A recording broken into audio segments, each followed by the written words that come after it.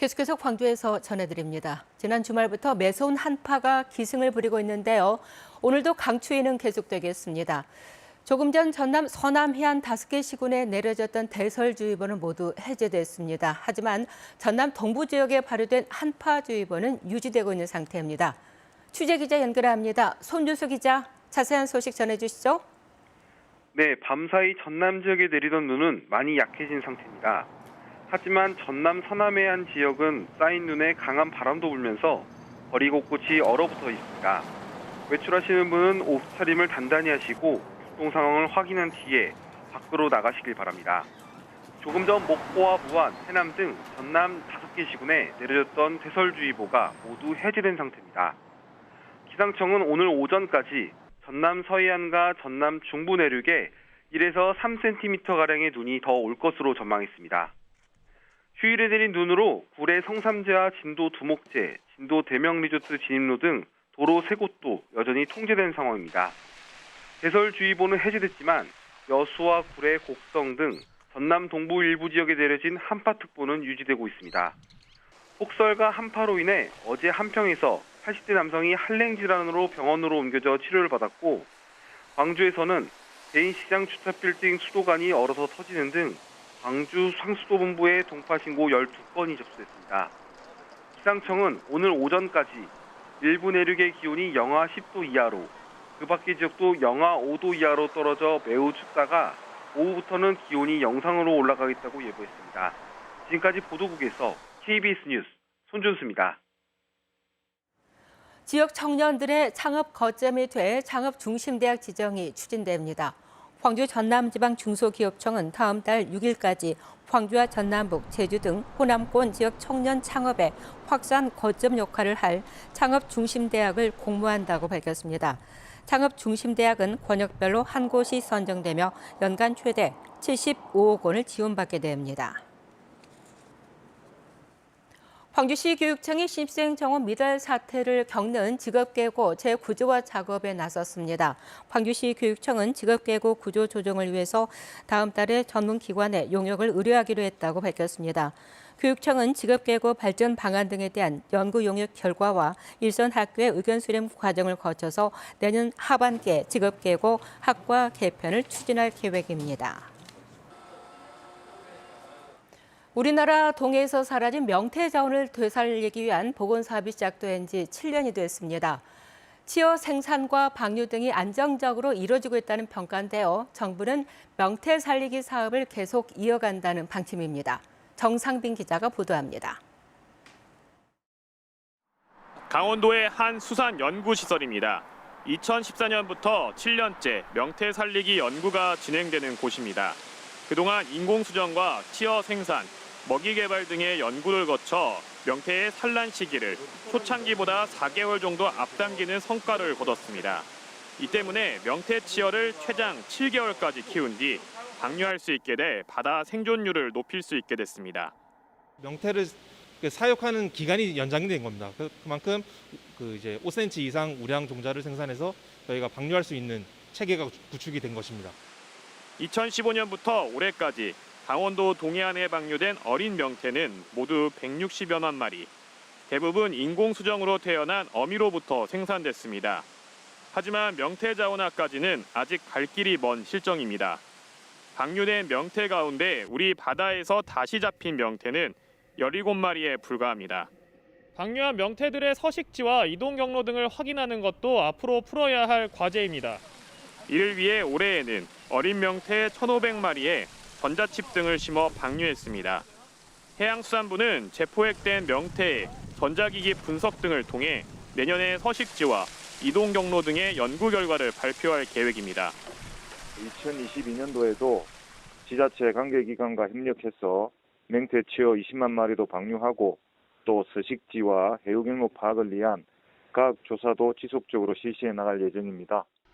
또 명태 복원 사업이 성과를 내면서 수산자원화 전망도 밝다며 사업 지원을 계속한다는 방침입니다. KBS 뉴스 정상빈입니다. 서민들을 울리는 보이스피싱 사기 수법이 날로 지나면서 피해도 계속 커지고 있습니다. 코로나19와 경기 침체 속에서 단기 아르바이트를 하다가 보이스피싱 범죄자가 되는 경우가 있어서 세심한 주의가 필요합니다. 보도에 곽근아 기자입니다. A씨는 자신 때문에 형이 한순간 범죄자가 됐다며 요즘 죄책감으로 잠을 못 이루고 있습니다.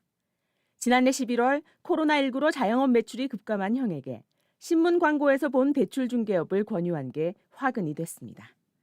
A씨의 형은 신용불량자나 저소득층 등에게 돈을 빌려주고 이자를 받는 플랫폼 업체에 취직했습니다.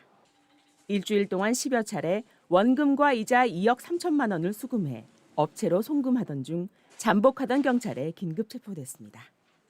A씨의 형이 취업한 대출 플랫폼 업체는 보이스피싱 사기 조직이었던 겁니다. 흔히 이야기하는 일당벌이가 그런 거지 않습니까? 당장의 생활비를 위해서 할 수 있는 일, 그거를 찾다가 그 일을 하게 되었습니다. 형은 현금 수거책을 맡은 혐의로 징역 2년을 선고받아 복역 중입니다. 이 같은 보이스피싱 사건은 2018년 8천여 건에서 2019년 2만여 건, 2020년 3만 천여 건으로 급증하고 있습니다. 이에 따라 대검찰청은 지난 7월 조직의 총책에 대해서 최고 무기징역을, 단순 가담자도 중형을 구형하겠다고 선언하는 등 엄정 대응에 나섰습니다. 하지만 중국, 필리핀 등 해외에 본거지를 둔 총책은 검거가 쉽지 않고 체포되는 이들은 말단 수거책이나 단순 가담자가 대부분입니다. 보이스피싱 수거책을 모집하는 구조를 살펴보면 그 수거책들 또한 한 명의 피해자라고 볼 수 있는 측면이 있습니다. 총책들의 검거가 어려운 상황에서 국내 현금 수거책들만 대거 실형을 선고받고 있는 부분에 대해 보완책 마련이 필요하다는 지적이 나오고 있습니다. KBS 뉴스 곽근아입니다. 어제 광주 전남에서 코로나19 신규 확진자가 90명이 나오면서 일주일 만에 확진자 숫자가 두 자리로 내려갔습니다. 광주에서는 황산구 소재 유치원 관련 4명이 확진됐고 북구의 한 요양병원 관련 확진자 3명이 추가되는 등 60명이 확진됐습니다. 전남에서도 산발적인 감염이 잇따르면서 여수와 목포 등 9개 시군에서 모두 30명이 추가 확진됐습니다.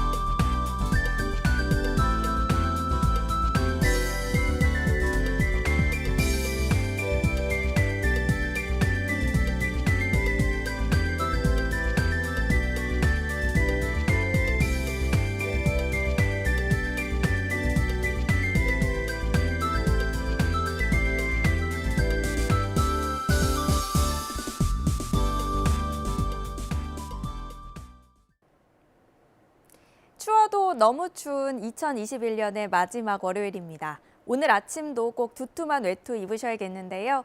아침 최저 기온이 광주가 영하 7.7도, 곡성과 해남은 영하 10도를 밑돌았습니다. 어제만큼 기온이 떨어졌으니까요. 추위에 건강 조심하셔야겠고요. 그래도 낮부터는 기온이 서서히 오르면서 내일은 예년 이맘때 기온 되찾겠습니다. 기온이 이렇게 크게 떨어지면서 여수와 곡성, 구례 등 동부 지역을 중심으로는 한파주의보가 발효 중이고요. 대설주의보는 모두 해제가 됐지만 여전히 서해안 지역은 눈구름이 머무면서 오전까지 조금 더 내리겠습니다. 예상 적설은 전남 서해안 지역에 1에서 3cm, 중부 내륙은 1cm 안팎입니다. 다음 자세한 지역별 날씨입니다. 오늘 대체로 흐리겠고요. 현재 기온은 장성이 영하 7도, 화순 영하 8도로 춥습니다. 한낮 기온은 순천 4도, 광양 5도로 어제보다 2에서 8도가량 높겠습니다. 목포의 낮 최고 기온 4도, 해남 3도, 완도 5도까지 오르겠고요. 신안을 비롯한 그 외 도서 지역은 5도에서 6도가 예상됩니다. 서해남부 먼바다에는 풍랑주의보가 발효 중입니다. 오늘까지 바람이 강하게 불고 물결이 최고 3m로 거세게 일겠습니다. 내일은 평년 기온을 되찾았다가 올해 마지막 날인 금요일에 다시 추워지겠고요. 목요일부터 금요일 사이에 눈도 내리겠습니다. 날씨였습니다. 다음은 희망 2022 나눔 캠페인 이웃돕기 성금을 보내주신 분들입니다.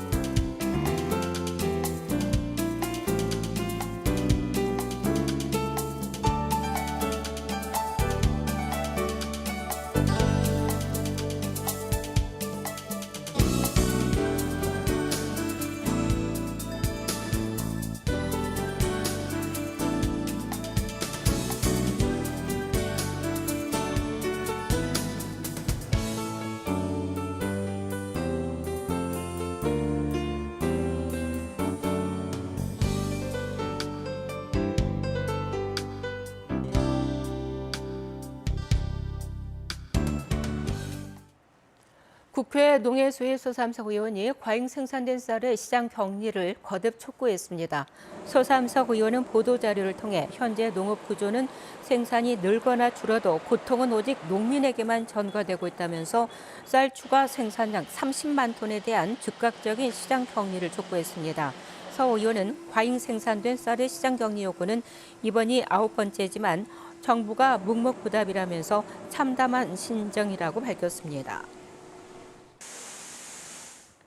전남 지역 일선학교 57곳에서 인공지능교실 구축 사업이 추진됩니다. 전남교육청은 코로나19로 앞당겨진 미래교육을 학교 현장에 안착시키기 위해서 올 2차 추경으로 학교 57곳에 예산을 지원했다고 밝혔습니다. 전남교육청은 급변하는 인공지능 시대에 미래 사회가 요구하는 공간이 무엇보다 중요하다며 인공지능 인재 양성에 힘쓸 계획입니다. 광주의 첨단 문화, 관광 콘텐츠 산업 육성을 위한 투자조합이 출범하고 본격적인 운용에 들어갔습니다. 광주시는 지난 22일 제3회 아시아문화중심도시 육성투자조합이 결성총회를 열고 규약 승인과 사업계획, 투자결정심의기구 운영 방안 등을 심의 의결했다고 밝혔습니다. 광주시가 100억 원을 출자한 아시아문화중심도시 육성펀드는 결성 총액이 333억 원이고 5년 동안 광주 지역 문화 콘텐츠 기업과 프로젝트 등에 200억 이상을 투자할 계획입니다. 투명 페트 분리배출 제도가 다세대와 단독주택으로 확대 시행됩니다. 광주시는 환경부 지침에 따라서 아파트 등 공동주택을 대상으로 시범 시행된 투명 페트병 별도 분리배출을 지난 25일부터 단독주택과 상가까지 확대했다고 밝혔습니다. 월요일 아침에 함께한 KBS 뉴스를 마칩니다. 감사합니다.